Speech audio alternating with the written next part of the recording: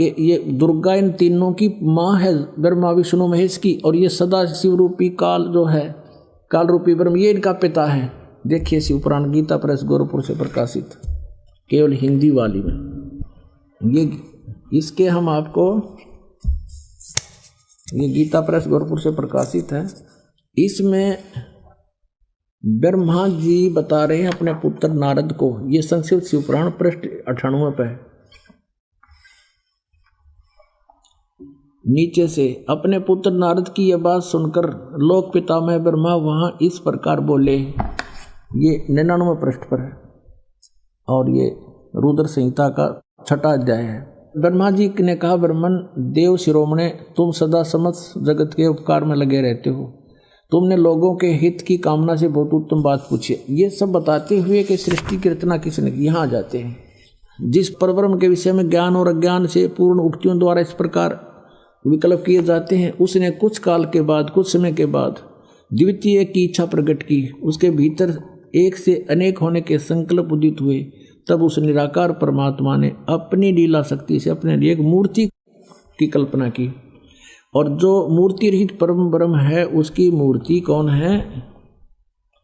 ये 100 पृष्ठ पर पढ़ रहे हैं हम, 100 पृष्ठ पे भगवान सदाशिव हैं। ये काल है सदाशिव। अर्वाचीन और प्राचीन विद्वान उन्हीं को ईश्वर कहते हैं। उस समय एकाएकी रहकर स्वेच्छा अनुसार विहार करने वाले उन सदाशिव ने अपने विग्रह से, अपने शरीर से स्वयं ही एक स्वरूप भूता शक्ति की सृष्टि की, जो उनके अपने श्रीअंग से कभी अलग होने वाली नहीं थी। उस पराशक्ति को प्रधान प्रकृति भी कहते हैं। उस दुर्गा को गुणवती माया बुद्धि तत्व की जननी और विकार रहित बताया गया है। वह शक्ति अंबिका कही गई है, उसी को प्रकृति दोबारा फिर कहा है। प्रकृति सर्वेश्वरी और त्रिदेव जननी नित्या और मूल कारण भी कहते हैं। सदाशिव द्वारा प्रकट की गई उस प्रकृति के 8 भुजाएं, ये प्रकृति दुर्गा को कहते हैं। कति स्पष्ट हो गया। वे जो सदाशिव हैं उन्हें परम पुरुष शिव शंभु और महेश्वर कहते हैं। 101 पृष्ठ पर हम चल रहे हैं, रुद्र संहिता गीता प्रेस गोरखपुर से प्रकाशित। वे अपने सारे अंगों पर भस्म रमाए रहते हैं। उन काल रूपी ब्रह्म ने एक ही समय, ये काल रूपी ब्रह्म है, ये काल रूपी ब्रह्म, ये काल है, काल रूपी ब्रह्म ने एक ही समय शक्ति के साथ शिवलोक नामक क्षेत्र का निर्माण किया। अब मैं क्या बताना चाहता हूँ आपको, वे प्रिय और प्रियतम रूप शक्ति और शिवा, ये पति पत्नी रूप में उस काशी में रहते हैं। देवर से एक समय उस आनंद मन में रमण करते हुए शिवा और शिव के मन में यह इच्छा हुई कि किसी दूसरे की पुरुष की भी सृष्टि करनी चाहिए, जिस पर यह सृष्टि संचालन का महान भार रखकर हम दोनों केवल काशी में रहकर स्वेच्छा अनुसार विचरें और निर्वाण धारण करें। ऐसा विचार करके, निश्चय करके, शक्ति सहित सर्वव्यापी परमेश्वर शिव ने अपने वाम भाग से 10वें अंग पर अमृत मल दिया, यानी दुर्गा के साथ पति पत्नी व्यवहार किया, जिससे वहां एक पुत्र की उत्पन्न हुई, एक पुरुष प्रकट हुआ, उसका नाम के रखा। ये 102 पृष्ठ पर, ये रुद्र संहिता। शिव बोले, वत्स व्यापक होने से तुम्हारा विष्णु नाम विख्यात हुआ, यानी विष्णु और ब्रह्मा और शिव का पुत्र है ये काल रूपी ब्रह्म। दुर्गा इसकी पत्नी है। अब फिर ये यहाँ 6वां अध्याय खत्म होगा रुद्र संहिता का, और 7वें में भगवान ब्रह्मा जी कहते हैं देवर से, तत्पश्चात कल्याणकारी परमेश्वर सांब सदाशिव ने पूर्वोक्त प्रयत्न करके मुझे अपने दाहिने अंग से उत्पन्न किया। जिस प्रकार विष्णु किया वैसे मैं किया, मेरा बेहोश कर दिया। पुण्यात्माओं, ये स्पष्ट हो गया कि दुर्गा को प्रकृति कहते हैं। एक भक्त आता ग्वालियर से और बड़ा वैद्य है, वो वैद्य का भी कार्य करता है, और अच्छा एज्ड आदमी, समझदार बुद्धिमान दिखा था, 3 साल से नाम ले रखा, और इतना कुछ प्रमाण दास देता है। लेकिन कई बार ऐसा होता है कि अनुपस्थिति भी इसका कारण बन जाती है कि हम पूरे ज्ञान को ग्रहण नहीं करते।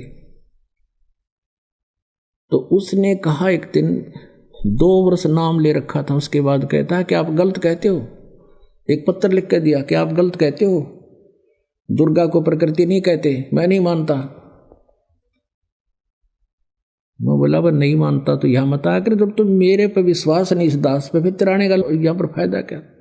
उसको हमने यहाँ से मना कर दिया आने को। अब फिर उसने दोबारा पढ़ा अच्छी तरह, किसी ने बताया कि आप गलत कह रहे हो, इसको पढ़ो, सारे प्रमाण दे रखे हैं, लिखा हुआ है। उसने फिर पढ़ा दोबारा, फिर वापस आया, अपनी भूल को स्वीकार किया और कहा मेरी गलती बन गई थी मुझसे, और मैंने ध्यान से सुना नहीं, पढ़ा नहीं था, हमारा तो पुराना रंग चढ़ा हुआ था और वही आगे आड़े अड़ा रहा। पुण्यात्मा इतना प्रमाण देता है दास और फिर अज्ञान नहीं हटता, हद की बात है। नमस्कार सर। नमस्कार जी। क्या शुभ नाम है सर आपका? गजेंद्र दास। गजेंद्र दास जी, कहाँ से आए आप? जोधपुर, राजस्थान।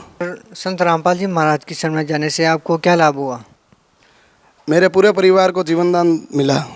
एक बार सर्दी की बात है, मेरा छोटा वाला बच्चा 4 महीने का था, वो बेड पे सो रहा था और बड़ा वाला बच्चा खेल रहा था, तो हीटर चालू था, दूध गर्म हो रहा था। उसकी माँ ने दूध मतलब वहाँ से उठा दिया और खेलते खेलते उसने जूता रख दिया हीटर पे, तो धुआं उठने लगा, बच्चे ने पानी गिरा दिया हीटर पे और उसकी माँ भी आई दौड़ती दौड़ती और उसने भी पानी गिरा दिया और वो कमरे में करंट फैल गया, लेकिन परमात्मा ने तीनों को बचा लिया। उसके बाद में मेरे भाई टैक्सी पे जाता है, वो फेरी लगा के व्यापार करता है, उसकी टैक्सी भी पलटी खा गई, उसको खरोंच तक नहीं आई। परमात्मा की कृपा से हमने सबने नाम ले रखा है घर में। मेरी पत्नी बहुत विरोध करती थी मेरा, मैं रामपाल जी महाराज से नाम ले रखा था, तो उसने भी पॉइजन खा लिया, तो हम उसे अस्पताल लेके गए, ग्लूकोज भी ठीक से नहीं चढ़ा, लेकिन परमात्मा की कृपा से वो भी बच गई और आज गुरुजी के चरणों में है। और मेरी मम्मी डिस्टर्ब है, मेरी मम्मी का 5 साल से इलाज चल रहा था और सारे डॉक्टर दिखा दिए थे जोधपुर के, मानसिक डिस्टर्ब है वो।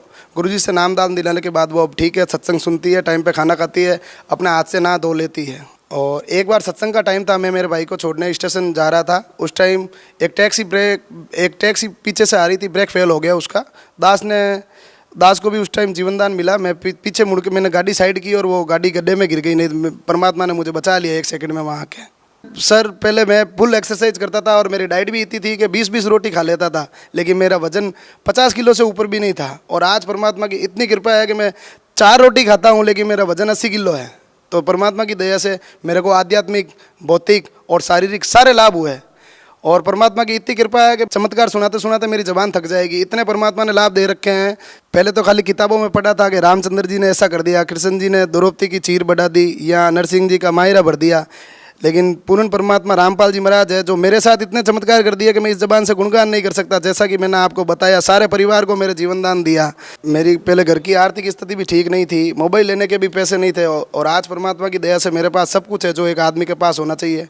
मैं पहले घड़ी थैला फेर के आवाज़ लगा के मतलब मजदूरी करता था, और परमात्मा की कृपा से वर्कशॉप लगा दिया है और घर का काम है बढ़िया, एकदम बढ़िया सुख हो रहे हैं। पूर्ण परमात्मा रामपाल जी महाराज जी मेरे लिए भगवान है। खुद की गाड़ी ले ली, परमात्मा की कृपा से मेरे मकान का लफड़ा था वो भी परमात्मा ने सॉल्व कर दिया।